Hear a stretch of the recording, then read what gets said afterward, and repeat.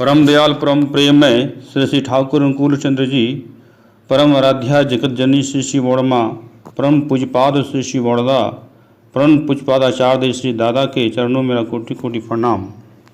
आज के ऑनलाइन सत्संग में उपस्थित हमारे सभी ऋत्विक देवतागण, याजकगण, अर्धजयु, सभी इष्टानु गुरु भाई, माता एवं छोटे छोटे बच्चों को मेरा आनंदित जय गुरु एवं हार्दिक नमन।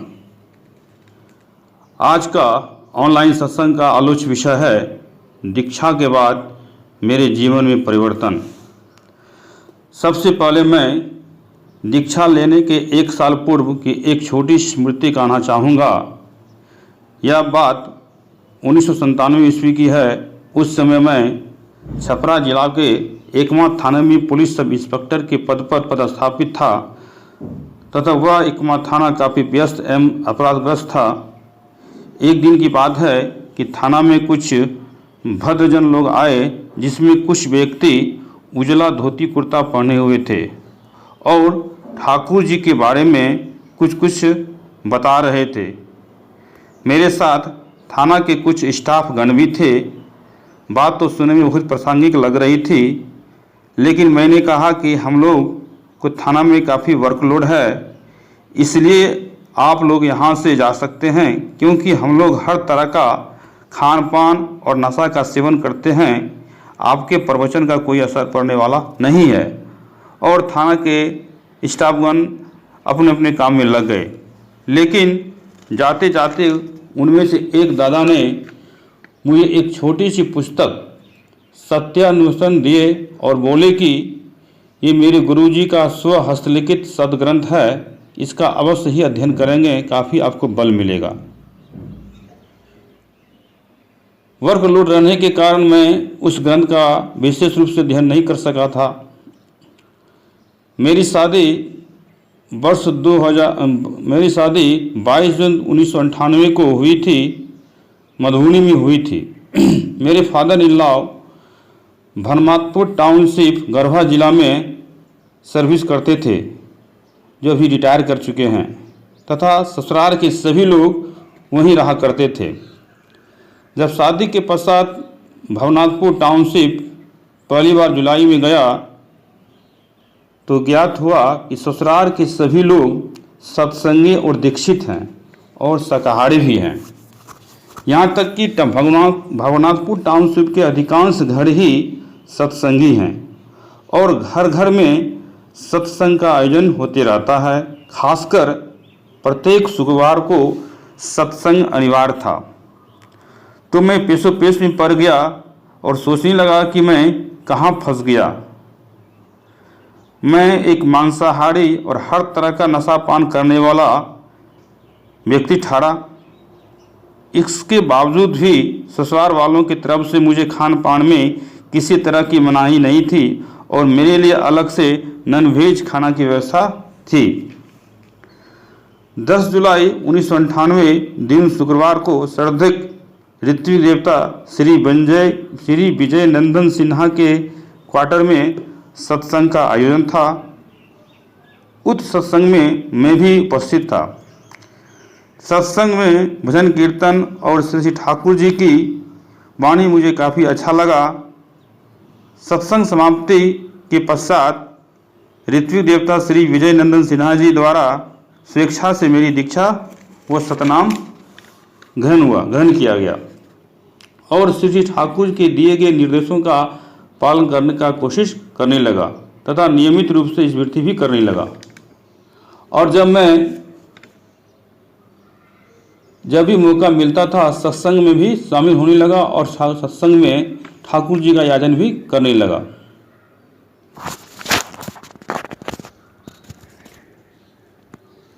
लेकिन मेरे स्वभाव में कुछ विशेष परिवर्तन नहीं था। मुझे क्रोध बहुत आती थी, जिसके चलते पत्नी भी काफ़ी परेशान रहा करती थी और मेरे खान पान और नशा पान से दोनों के बीच काफ़ी टेंशन बना रहता था। जब भी ड्यूटी के पश्चात मैं घर आता था तो पत्नी ठाकुर जी के बारे में हमेशा याचन करती थी और हमेशा नाम ध्यान करने के लिए प्रेरित करती रहती थी। धीरे धीरे ठाकुर जी के प्रति मेरा विश्वास बढ़ता गया और समय रहने पर नियमित रूप से दोनों बेला प्रार्थना और नाम ध्यान करने का प्रयास करने लगा और मेरा क्रोध भी कम होने लगा। नाम ध्यान के क्रम में मैं विशेष प्रकार की अनुभूति महसूस करने लगा और भाव आया कि मेरे घर या ससुराल में तो कोई मांसाहारी या नशा का सेवन तो नहीं करता है, तो मैं ऐसा क्यों करता हूँ? इससे तो ठाकुर जी की प्रतिष्ठा तो नहीं होगी। तब एक दिन प्रण किया कि आज से किसी भी प्रकार का नशा पान या आमिष भोजन नहीं करूँगा। उसी दिन से ठाकुर जी की दया से मैं हर तरह का गलत नशा और आमिष भोजन का त्याग कर दिया।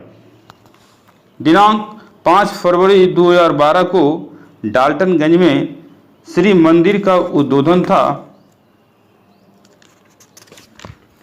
उस मंदिर के उद्बोधन में मैं सपरिवार शामिल होने गया था। देवघर से आचार्य श्री दादा, श्री पूजनी बवायदा और ठाकुर परिवार के बहुत के सदस्यगण भी आए हुए थे। मैं अपनी पत्नी के साथ आचार्य देव श्री दादा के पास सुबह निवेदन करने गया। निवेदन के पश्चात श्री आचार्य देव दादा का आदेश हुआ कि आज ही अपने ऋत्विक श्री विजय नंदन प्रसाद सिन्हा से सुसनी दीक्षा लेनी है। तो उसी दिन सुबह 7 बजे मेरी सुसनी भी हो गई।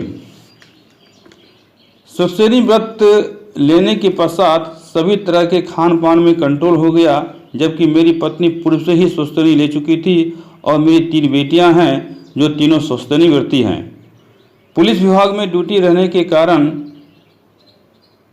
शुरू में काफ़ी दिक्कतें आती थी, लेकिन ठाकुर जी की दया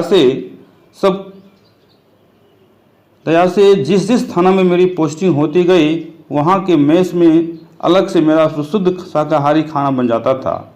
आज मेरी पोस्टिंग देवघर में है, यहाँ तो किसी प्रकार की कोई समस्या ही नहीं है। मैं एक छोटी सी घटना से अवगत करना चाहूँगा। जब मैं सुस्तनी लिया था तो मेरी posting STF special task force में थी। STF में रहने के कारण नक्सल अभियान में प्रत्येक दिन 20-25 किलोमीटर पैदल यात्रा कर जंगल और ऊंची पहाड़ों पर रात्रि विश्राम करना पड़ता था। अभियान टीम में बहुत से पुलिस जवान और अन्य पुलिस अधिकारी भी रहते थे। जंगलों एवं पहाड़ों के ऊपर चढ़ने उतरने के क्रम में अधिकांश जवान और पुलिस अधिकारी हिम्मत हार जाते थे और थक जाते थे, लेकिन मुझे किसी प्रकार का थकान या भय नहीं लगता था। सीनियर पुलिस अधिकारी कहा करते थे कि मनोज, तुम क्या खाते पीते हो कि तुम्हारे चेहरे पर किसी प्रकार का सिकन या थकान नहीं है। तब मैं उन्हें कहते थे कि मैं श्री ठाकुर जी का शिष्य हूँ और उनके सतनाम को पूरे रास्ते में जपते रहता हूँ, जिससे मुझे अलग से ऊर्जा मिलती रहती है और मैं तरोताज़ा अनुभव करता हूँ। लगभग 5 साल तक मैं STF में रहा और झारखंड के प्राय सभी नक्सल प्रभावित जिलों में ड्यूटी करता रहा। इस बीच मुझे या मेरी पूरी अभियान टीम को किसी प्रकार की कोई क्षति नहीं पहुंची, जो कि बहुत ही बड़ी उपलब्धि मानी गई। यह परम दयाल का ही परम कृपा है कि सभी लोग स्वस्थ थे। जब मेरी पोस्टिंग दुमका जिला में था, एक रात की बात है कि रात में सोने के क्रम में नाक से काफ़ी ब्लीडिंग होने लगी। आनंद फानन में सदर अस्पताल दुमका में एडमिट कराया गया। रात भर किसी तरह अस्पताल में रहा। सुबह मेरा रेफर भागलपुर हॉस्पिटल कर दिया गया। भागलपुर में 2-3 दिन रहा, लेकिन वहाँ में कोई विशेष सुधार नहीं हो पा रहा था। नाक से ब्लीडिंग निकल ही रहा था और मुझे होश भी नहीं था। घर के सभी सदस्य काफ़ी परेशान थे। डॉक्टर साहब को विशेष सुधार नहीं देखकर पटना रेफर कर दे, जहां डॉक्टर गोपाल प्रसाद की निगरानी में मेरा इलाज चला।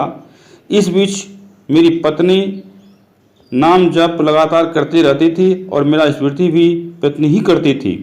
ठाकुर जी की दया से ही मेरा पुनर्जन्म हुआ है और यह सब नाम जप और स्मृति का ही सफल प्रयास है। इसके अलावा मेरे जीवन में कभी अनुभूतियाँ आई हैं जब भी मैं समस्या में पड़ता था, ठाकुर जी स्वयं आकर साक्षात आकर मुझे बचाते थे। इसलिए मैं सभी गुरु भाइयों से अनुरोध करूंगा कि दीक्षा के माध्यम से उनके दिए गए निर्देशों का पालन करें। आपका जीवन अवश्य सफल होगा, अवश्य सुंदर बनेगा। इन्हीं बातों को कहकर अपनी वाणी को विश्राम देता हूँ। सभी को जय गुरु।